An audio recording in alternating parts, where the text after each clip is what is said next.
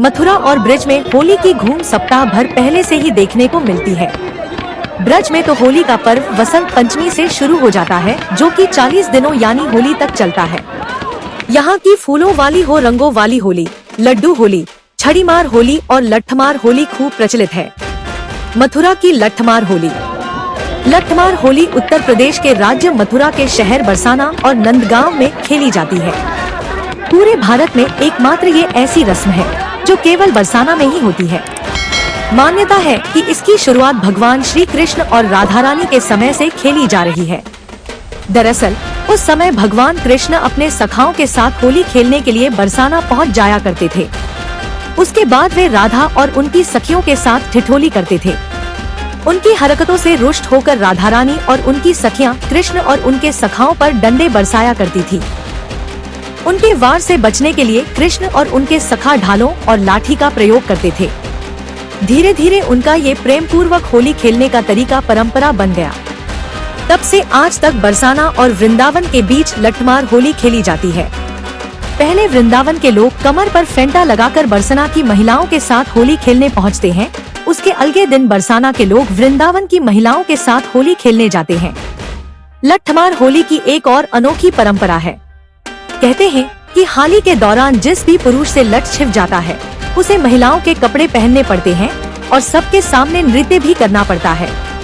यह उत्सव एक सप्ताह से ज्यादा समय तक चलता है, जिसमें पुरुष नाचते हैं, गाते हैं और होली के रंग में डूबते चले जाते हैं। इस होली की तैयारी सुबह से ही भांग की कुटाई और छनाई के साथ शुरू कर चढ़ने के दिन साथ ही नंदगांव से बरसाना जाने की तैयारी शुरू होती है और रास्ते में नंदगांव वासी रसिया गीत गाते हुए, रंग गुलाल उड़ाते हुए एक दूसरे को छेड़ते हुए बरसाना पहुंचते हैं और लट्ठमार होली खेलते हैं। लट्ठमार होली डंडों और ढाल से खेली जाती है, जिसमें महिलाएं पुरुषों को डंडे से मारती हैं और पुरुष स्त्रियों के इस लठ के वार से ढाल लगाकर बचने का प्रयास करते हैं। ध्यान रहे कि ऐसा नहीं है कि महिलाएं सचमुच लोगों की लाठियों से धुनाई करती हैं, बल्कि यह सिर्फ खेल और दिखावे के लिए होता है। सारांश के तौर पर यह कहना ठीक होगा कि बरसाना की लट्ठमार होली भी भारत के विविध रंगों की छटा का ही एक रंगारंग रूप है। इस परंपरा को नंदगांव और बरसाना वासी अनुसरण करते आ रहे हैं। ब्रज की होली भगवान श्री कृष्ण और राधा रानी के प्रेम की अनूठी मिसाल है। फालेंग की होली। फालेंग की होली मथुरा, उत्तर प्रदेश के एक ग्राम फालेंग में मनाई जाती है। फालेंग ग्राम की यह अनूठी होली विश्व प्रसिद्ध है। इसमें होलिका दहन के समय एक पुरोहित, जिसे पंडा कहा जाता है, नंगे पांव जलती हुई अग्नि के बीच से निकलता हुआ एक कुंड में कूद जाता है। आश्चर्य का विषय यह है कि उस पर जलती हुई अग्नि का कोई प्रभाव नहीं पड़ता। यह जलती हुई अग्नि से प्रहलाद के अनाहत अक्षत रूप से निकलने का प्रतीक है। फालेंग ग्राम में यह परंपरा कई वर्षों से चली आ रही है। फालेंग महोत्सव में होने वाले इस अनूठे और साहसिक कृत्य को देखने के लिए भारी संख्या में देशी ही नहीं अपितु विदेशी पर्यटक भी होली से पूर्व यहाँ जमा होने लगते हैं और होली के इस अनोखे उत्सव का आनंद लेते हैं। होलिका दहन पूजा की विधि। होलिका दहन की पूजा करने के लिए सबसे पहले स्नान करना जरूरी है। स्नान के बाद होलिका की पूजा वाले स्थान पर उत्तर या पूरब दिशा की ओर मुंह करके बैठ जाएं। एक माह पूर्व अर्थात माघ पूर्णिमा को एरंड या गूलर वृक्ष की टहनी को गांव के बाहर किसी स्थान पर गाड़ दिया जाता है और उस पर लकड़ियां, सूखे उपले, खरपतवार आदि चारों से एकत्र किया जाता है। पूजा करने के लिए गाय के गोबर से होलिका और प्रहलाद की प्रतिमा बनाएं। गोबर से बने होलिका और भक्त प्रहलाद को स्थापित किया जाता है, जिसे गुलारिया बड़कुल्ला के नाम से जाना जाता है। इसके बाद होलिका दहन के शुभ मुहूर्त में होलिका के पास गोबर से बनी ढाल भी रखी जाती है। 4 मालाएं जो मौली, फूल, गुलाल, ढाल और गोबर से बने खिलौनों से बनाई जाती है, उन्हें अलग से रख लिया जाता है। इनमें से एक माला पितरों के नाम समर्पित होती है, दूसरी माला हनुमान जी के लिए, तीसरी शीतला माता और चौथी माला घर परिवार के लिए रखी जाती है। फिर श्रद्धा भाव से होलिका के चारों ओर 7 से 11 बार कच्चे सूत के धागे को लपेट दिया जाता है। वहीं पूजा की सामग्री के लिए रोली, फूल, फूलों की माला, कच्चा सूत, गुड़, साबुत हल्दी, डॉट मूंग, बताशे, गुलाल, नारियल, 5 से 7 तरह के अनाज और एक लोटे में पानी रख लें। इसके बाद इन सभी पूजन सामग्री के साथ पूरे विधि विधान से पूजा करें। मिठाइयाँ और फल चढ़ाएं। होलिका की पूजा के साथ ही भगवान नरसिंह की भी विधि विधान से पूजा करें और फिर होलिका के चारों ओर 7 बार परिक्रमा करें। धार्मिक विश्वास। कई समुदायों में होली में जौ की बालियां भूनकर खाने की परंपरा है। ऐसा विश्वास किया जाता है कि आगामी फसल कैसी होगी, इसका अनुमान होली की शिखाएं किस ओर उड़ रही हैं तथा भुने हुए जौ के दानों के रंग व स्वाद से लगाया जा सकता है। होली के अलाव की राख में कुछ औषधि गुण भी पाए जाते हैं, ऐसी लोगों की धारणा है। लोग होली के अलाव अंगारों को घर ले जाते हैं तथा उसी से घर में महिलाएं होली पर बनाई हुई गोबर की घुरघुली जलाती हैं।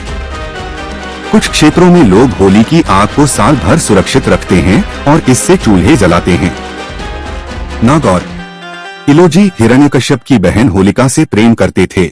ऐसा सुना जाता है कि पति की मृत्यु के बाद पत्नी के प्राण त्याग दिए जाते थे, जिसे सती प्रथा के नाम से जाना जाता था।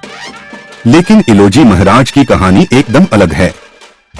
इन्होंने अपनी पत्नी की याद में अपने प्राण त्याग दिए थे, इसलिए इन्हें इतिहास का ऐसा पुरुष बताया जाता है कि जो पत्नी की याद में सते हुए थे। राजस्थान के कई शहरों और गांवों में आज भी लोक देवता इलोजी महाराज की पूजा की जाती है। इलोजी हिरण्यकश्यप की बहन होलिका से प्रेम करते थे और शादी के बंधन में बंधने ही वाले थे। शादी से ठीक पहले ही होलिका का आग में जलने से निधन हो गया। होलिका दहन के दिन इन उपायों को आजमाएं।